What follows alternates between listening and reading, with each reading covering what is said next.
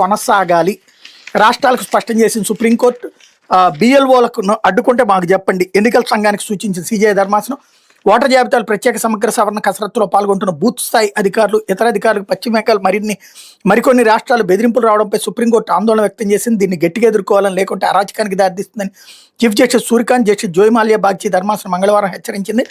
సర్కసరత్తుకు రాష్ట్రాలు సహకరించలేదన్న ఆరోపణలపైన స్పందించింది. క్షేత్రస్థాయిలో సర్కసరత్తు ఎలాంటి అవాంతరాలు లేకుండా కొనసాగాలి. సహకారం కొరబడిన బిఎల్ఓలను అడ్డుకున్న మా దృష్టికి తీసుకురండి, తగు ఆదేశాలు జారీ చేస్తామని ఎన్నికల సంఘం తరపున హాజరైన సీనియర్ న్యాయవాది రాకేష్ ద్వివేదికి ధర్మాసనం తెలిపింది. ఈసీ నిధుల నిర్వహణకు సహకరించడంతో పాటు సిబ్బందికి రక్షణ కల్పించాల్సిన బాధ్యత రాష్ట్ర ప్రభుత్వంపై ఉందని ద్వివేది పేర్కొన్నారు.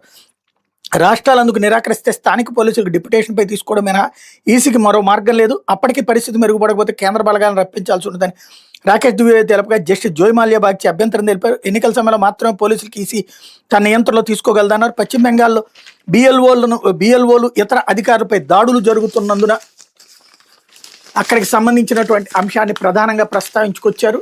ఏదైతే ప్రధానంగా బెంగాల్లో జరుగుతున్నటువంటి వ్యవహారమే ఇక్కడ కీలకమైనటువంటి అంశమైంది.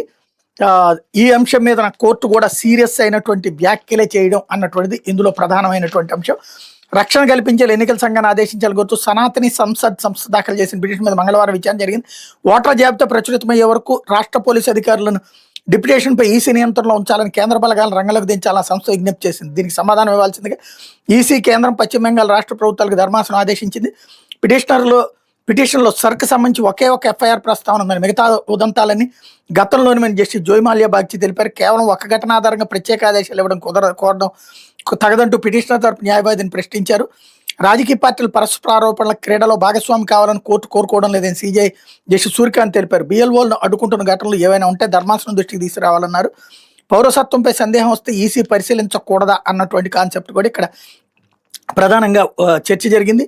ఓటర్ నమోదు సమయంలో పౌరుడికి పౌరసత్వంపై సందేహం కలిగితే దాన్ని పరిశీలించే అధికారం ఈసీకి ఉండదా? అలా చేయడం రాజ్యాంగ పరిధిని అతిక్రమించినట్టు అవుతుందంటూ chief justice Surya Kant, justice Joymalya Bagchi ధర్మాసనం పిటిషన్ల తరపు న్యాయవాదులు ప్రశ్నించింది. పౌరసత్వ అంశాన్ని కేంద్ర ప్రభుత్వం ఏర్పాటు చేసిన ఫారినర్స్ ట్రిబ్యునల్ మాత్రమే తేల్చాలని పిటిషన్ల తరపు న్యాయవాదులు పేర్కొన్నారు.